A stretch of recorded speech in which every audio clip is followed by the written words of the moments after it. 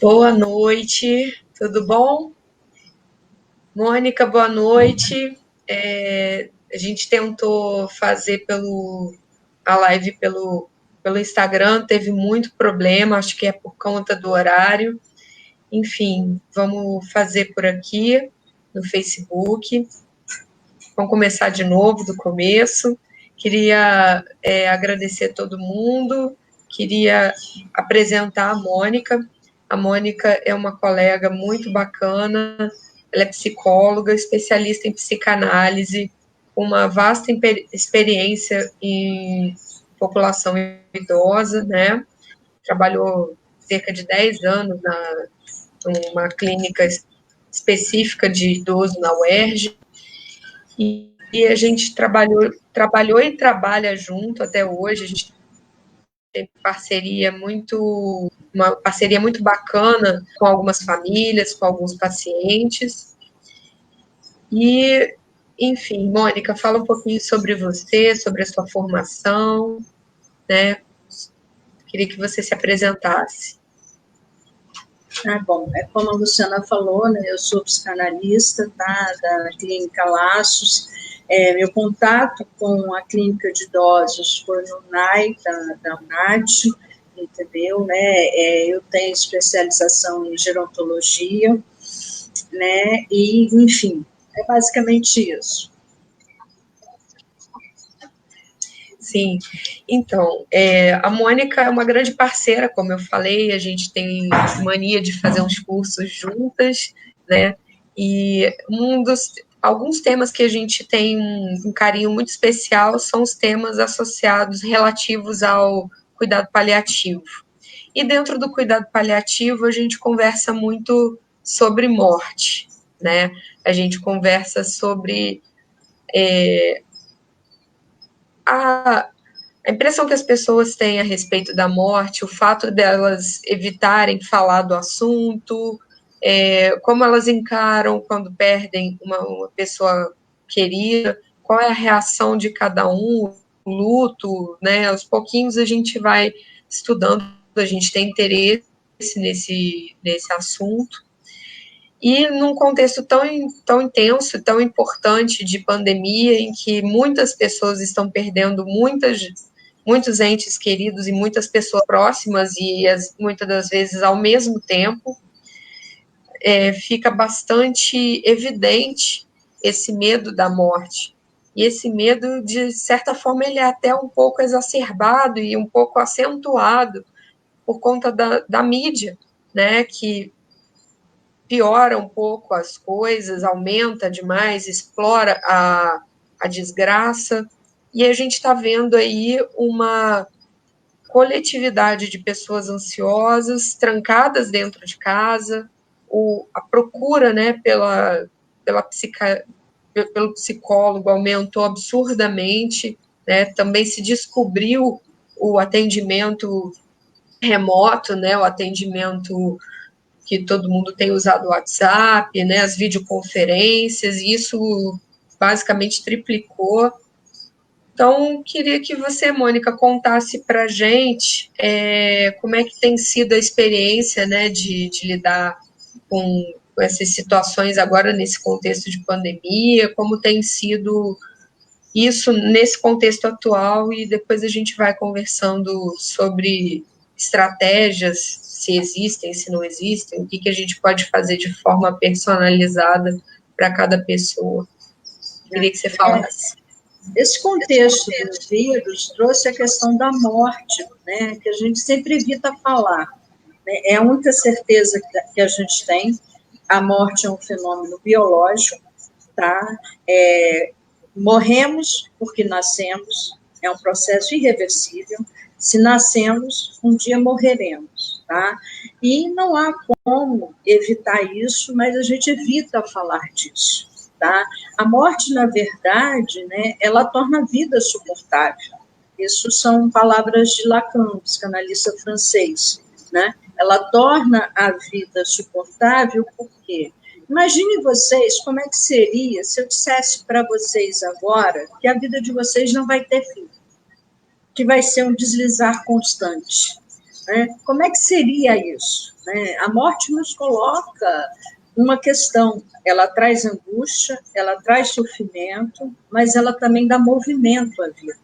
Como Lacan diz, ela provoca subjetivação. O que significa isso? Como cada um de nós lida com a morte. A morte é o que temos em comum como ser humano, tá? Independente da civilização, independente da cultura, temos isso em comum, mas cada um vive e lida com a morte de acordo com a sua singularidade. Então, para enfrentar a morte, é preciso enfrentar a vida. Para não ter medo da morte, precisamos não ter medo de viver. Né? A morte nos coloca essa questão. O que você está fazendo, né, desse tempo que você tem de vida, enquanto eu não te surpreendo? Né? E, às vezes, é difícil a gente encarar isso. Né? E o vírus, quando nos confinou, nos obrigou a questionar o que eu estou fazendo da minha vida, o que eu estou fazendo do meu tempo. Houve um aumento, sim, considerável, um aumento de 400% de procura de ajuda, e é muito interessante, assim, como as pessoas chegam, né, demandando ajuda. Outro dia eu recebi uma moça, e ela chegou dizendo o seguinte: há muito tempo já que eu queria procurar uma análise, mas eu sempre fui adiando, e agora, com essa história da pandemia, eu vi que era importante eu procurar. Eu comecei a me questionar: você vai ficar esperando até quando? Até quando a morte chegar? Ela não traz a questão da morte, ela não traz uma questão de angústia perante o vírus ou perante a possibilidade de adoecer ou de perdas de pessoas queridas. A morte, para ela, trouxe essa questão da urgência de viver, de botar em prática os planos delas, os projetos. Um deles era fazer uma análise. Né? Então, é muito interessante, como você falou, é cada um que chega. Tem pessoas que estão chegando e nada mencionam sobre isso, entendeu? Tá? Tem pessoas que chegam e trazem questões relacionadas ao desemprego, uma angústia pela dificuldade de conseguir um emprego, um estágio, né? E ao longo da conversa, elas se dão conta que essa dificuldade, muitas vezes, é reflexo do momento que a gente está vivendo, mas que elas não tinham se dado conta. Elas se questionavam onde é que elas estavam falhando como profissional, o que elas poderiam fazer para melhorar o currículo. Então, você vê como é interessante a maneira como cada um lida com essa questão que está aí, que a gente está vivendo, que está afetando todos nós. Então, não tem uma estratégia única. É cada caso, é na escuta de cada um é que a gente vai encontrar o que está por trás disso, né? Eu estou me lembrando agora de uma senhora que eu atendi uma vez, ela tinha 95 anos. Ela veio encaminhada pela geriatra, que virava e mexia, ela dava entrada na emergência com questões cardiológicas. Fazia os exames e descobria-se que ela não tinha nada. Então, a geriatra encaminhou ela para mim. Né? E ela chegou dizendo assim: doutora, meus netos, meus filhos acham que eu tenho medo de morrer. Eu não tenho medo de morrer. Eu já vivi 95 anos. O que mais que eu posso esperar da vida? Fui feliz no meu trabalho, fui feliz no meu casamento, criei meus filhos, vi meus netos se formarem. Estou vendo agora uma outra geração, meus bisnetos, entrando na faculdade. O que mais eu posso esperar da vida? Eu sei que a gente vai morrer um dia, a minha religião, eu sou católica, a minha religião me conforta nesse sentido. Não é disso que se trata. E ao longo das consultas, né, o que apareceu foi muito interessante. Ela uma vez chegou para mim e falou assim: doutor, eu consegui finalmente falar, ela tinha um filho que era médico, eu consegui conversar com meu filho e na conversa eu consegui dizer para ele o que me afligia. Na conversa, eu me dei conta do seguinte: eu virei para ele e falei assim: fulano, o que vai ser, tá, das festas de Natal quando eu não estiver mais aqui? Quem é que vai fazer aquela salada que eu faço? Quem é que vai fazer aquele doce que eu faço que vocês adoram? Né? E o filho dela riu e falou assim, mamãe, quando você não estiver mais aqui, uma das minhas irmãs, uma das suas netas vai fazer a salada, vai fazer o doce. A gente vai continuar festejando em torno desse doce, que é uma tradição, dessa salada, que é uma tradição na nossa família, e com certeza, tá, alguém vai dizer, tá muito bom, mas não está igual a mamãe fazia. Tá uma delícia, mas a da vovó era melhor, né? E aí ela chegou para mim e disse, eu acho que eu não preciso mais, tá, da ajuda da senhora. Eu entendi o que estava acontecendo comigo. Eu estava com medo que meus filhos, meus netos, meus bisnetos não lembrassem de mim. E agora eu tenho certeza, eles vão lembrar através do doce, eles vão lembrar através da salada. Então, você vê, né, é uma questão única a forma como ela estava lidando com a morte, o que a morte estava representando para ela. Né? Essa questão, na verdade, toca o nosso narcisismo. Né? Como assim o mundo vai continuar existindo se eu não estou mais aqui? Como assim o mundo vai continuar rodando, girando, as coisas acontecendo, se eu não estou mais aqui? Então, às vezes... É questão de que as pessoas têm que pensar, a partir do momento que a pessoa entende que vai morrer e pensa até na vida da família, das pessoas que ela ama depois que ela morre, talvez ela até foque mais em deixar um legado, em construir um legado, em passar a receita do doce, em se certificar, né, de que aquilo que é importante para ela vai ter um segmento que vai estar aí. Isso é individual, né? Isso pode ser para uma pessoa, pode ser que para outra não, ela faça questão que ela mesma sempre faça e, enfim. Sim, né? Eu acho que para dar conta dessa questão da morte, né, eu acho que a gente precisa se interrogar quem sou eu? O que eu estou fazendo da minha vida? O que eu estou fazendo do meu tempo, das minhas angústias, dos meus medos, das minhas fantasias, dos meus projetos, dos meus desejos? Né? Freud dizia que a morte não tem representatividade no inconsciente. Não há como você simbolizar a morte no inconsciente. Como é que você explica o que é morrer? Como é que você explica o que você sente diante da morte, da sua morte? Não há como falar disso. Você pode falar disso falando da vida, de como você está vivendo, de como você está construindo o seu viver. Né?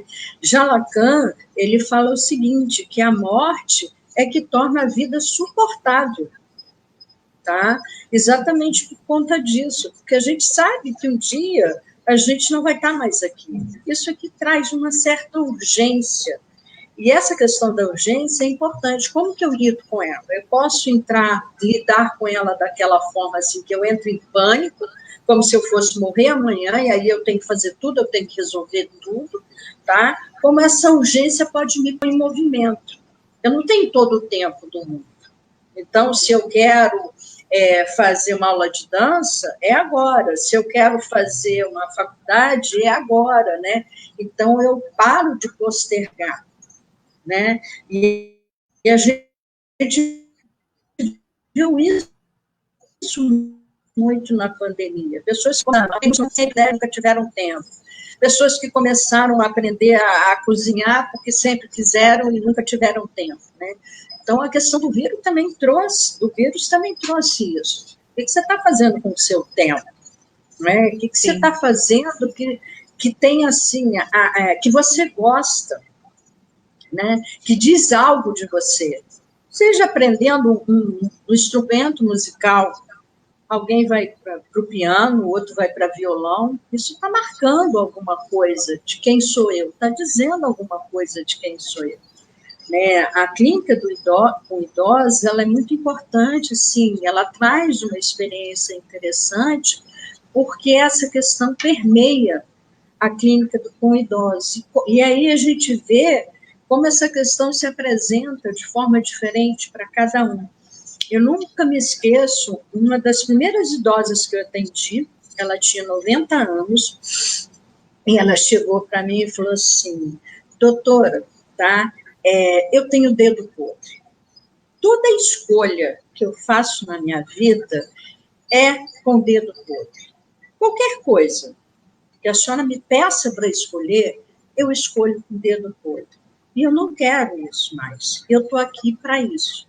A senhora deve estar se perguntando, como assim? Ela ainda falou assim, o que uma velha de 90 anos ainda tem para escolher na vida?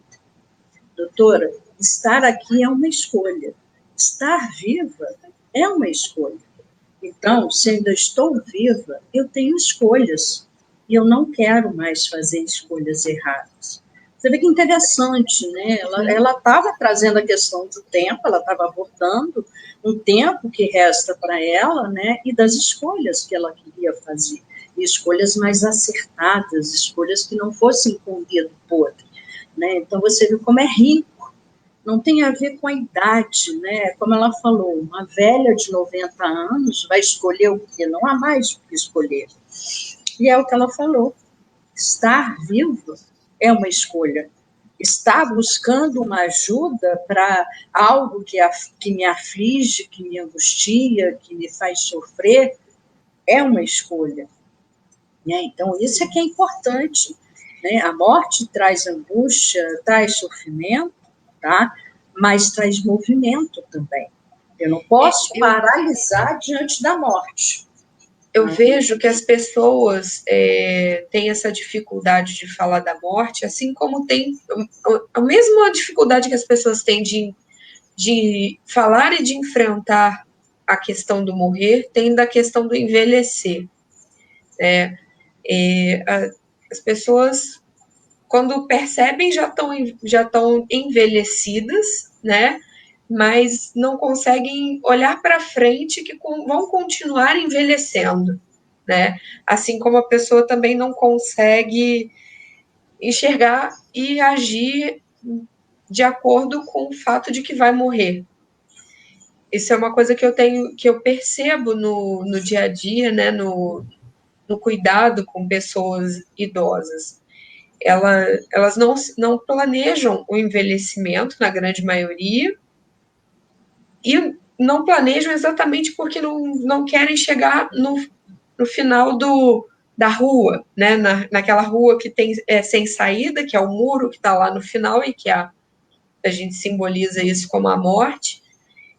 Elas não querem chegar no final da rua e não querem falar sobre envelhecer, não querem planejar esse envelhecimento. Elas muitas das vezes percebem que envelheceram, as lesões que já têm, mas não conseguem pensar que aquilo ali ainda é progressivo, né? Pois é, isso acontece, né, Luciana, porque o envelhecimento, né, a velhice, ela está muito associada com uma última etapa da vida. Como se só os idosos morressem, não é bem por aí, né? Tá? Mas a gente associa isso. O envelhecer é o morrer, como você diz, estou no fim da rua. Né? E aí, às vezes, entra em pânico. Não quer envelhecer, tá? Como se isso fosse parar o tempo. Como se eu pudesse deter o relógio da vida. Eu convivi uma vez tive a oportunidade de conviver com um geriatra, ele era muito engraçado, ele dizia assim, sabe qual é o problema? É que as pessoas, quando vai chegando perto de 60, 65 anos, entram em pânico. Começa a ver, ai meu Deus, estou ficando velho, ai meu Deus, estou velho.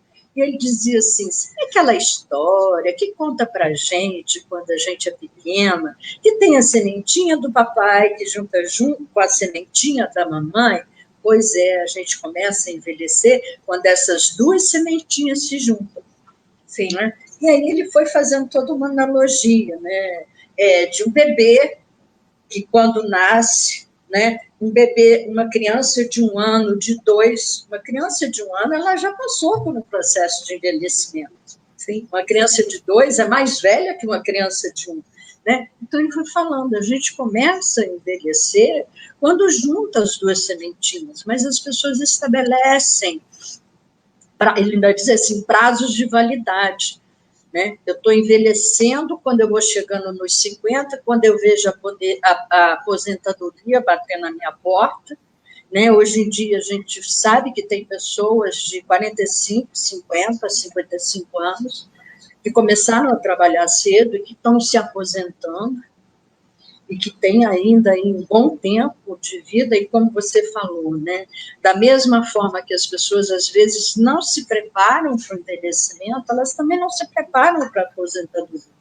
E aí, de repente, se descobrem aposentadas, não se percebem velhas, 45, 50, 60 anos, e não tem um projeto, se vem, às vezes, diante de um vazio, porque a vida ficou sem sentido, sem funcionalidade, sem utilidade. E muitas vezes vem a depressão, né? Então, às vezes é importante buscar uma ajuda para você encontrar um projeto de vida, encontrar uma forma de dar um sentido à vida, né? Então, quer dizer, falar da morte é preciso não ter medo de falar da vida, do que eu estou fazendo com a minha vida. A gente só tem medo de falar da morte quando a gente tem medo de falar da vida, de se questionar sobre a vida, né? Eu estou levando a vida que eu gostaria, eu estou satisfeito com a vida que eu estou levando, essa vida que eu estou levando, ela tem a minha cara, ela expressa quem sou eu, né? Às vezes é difícil você encontrar respostas para essa pergunta. E aí a morte assusta. Né? Na verdade, o que está assustando é o viver. O que eu fiz com o tempo que me foi concedido, né? É o que passa na cabeça de todo mundo quando se vê em risco de morrer, né? É muito interessante isso, né? O que eu fiz da minha vida? É isso que a gente tem que se perguntar todo dia, né? A gente tem que se perguntar todo dia para que se a gente acordar todo dia e se perguntar o que eu estou fazendo do meu tempo, isso é o que o meu tempo é finito. A gente tem que lembrar todo dia, meu tempo é finito e o que eu estou fazendo dele. Eu estou aproveitando? Eu vou lá no final eu vou me arrepender de ter feito o que eu estou fazendo agora, né? Eu acho que quando a gente encara, entende e aceita que a gente vai morrer, a gente tem capacidade de fazer isso. Nós trabalhamos juntas, né, num projeto para idosos, né, e a gente tem, assim, exemplos de pacientes de 80, 85, 90 anos, entendeu, sabe, cheios de vidas, de projeto, entendeu, e que você nem lembrava da idade que eles tinham, né? E víamos também pacientes mais novos, completamente tomados pela angústias, porque se sentiam velhos aos 60, aos 65 anos, sem perspectiva de vida, sem saber o que fazer exatamente com isso, com o tempo que eu tenho, entendeu? Não importa, eu não tenho como saber o tempo que eu tenho. Importa o que eu vou fazer com esse tempo, o que eu quero fazer. Né? Como essa senhorinha aos 90 anos, que ainda tinha escolhas para fazer. Né? E aí a gente se depara até com aquelas situações, né, de quando as pessoas... você tem um familiar que está com uma doença grave, né, uma doença que, de certa forma, limita o tempo que ele vai ter ali para frente, e existe aquela coisa da família querer fazer a conspiração do silêncio, né? Não conta para papai que ele está com câncer, não conta para papai que isso e que aquilo. E muitas das vezes, quando você faz... Primeiro que a gente não pode, né? Se a pessoa é lúcida e orientada e quer saber, ela tem o direito de saber o que ela tem. Mas Além disso, muitas das vezes, quando nessa intenção de proteger papai de um diagnóstico, de uma notícia ruim, eu estou tirando dele a possibilidade dele programar o tempo que ele tem. Né, Eu digo até mais, não é só programar o tempo que ele tem. Né? Quantas vezes, né, uma pessoa com uma doença dessas, tá, ela é obrigada a sofrer calada. Né? Eu já escutei de um paciente assim, doutora, a minha filha acha que eu sou boba, ela acha que eu me engano. Ela acha mesmo que eu não sei a doença que eu tenho? A senhora tem ideia do que é viver numa casa sem poder falar sobre as angústias, os medos, as fantasias que essa doença traz? Sim. Né? Então, o pacto do silêncio, você condena, né, um familiar, tá, a sofrer esse momento sozinho, sem ter com quem partilhar, sem ter com quem falar. Sim. Né? Então, isso é importante, é a tal história, falar da morte, né? É falar da vida, né? É falar do que é viver este momento, por mais que ele seja doloroso, por mais que ele seja angustiante, entendeu? Né? É importante falar.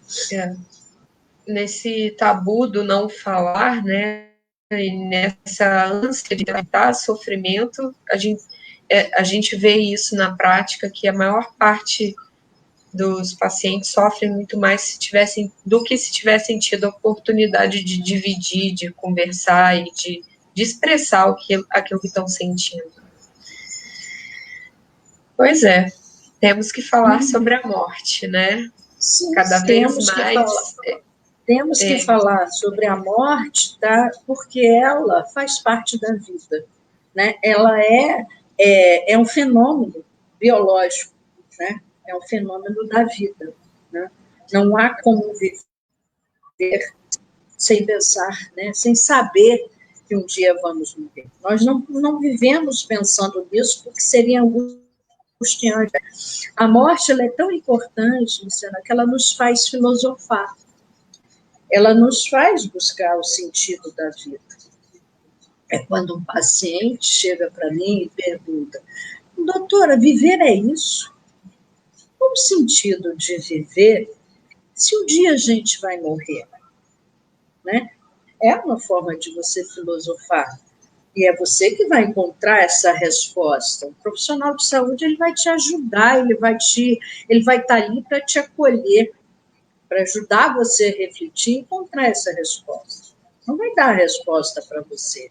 Né? Então, você vê o quanto a morte é importante, ela nos põe em movimento, ela nos faz questionar, ela nos faz filosofar. Sim. Ela nos tira da inércia. Sim, com certeza. Senão, quantas vezes a gente não vai adiando nossos projetos exatamente porque a gente esquece que um dia vai morrer. Amanhã eu vou começar minha aula de dança. O ano que vem eu vou viajar para tal lugar. E esse ano que vem nunca chega, esse amanhã nunca chega, né?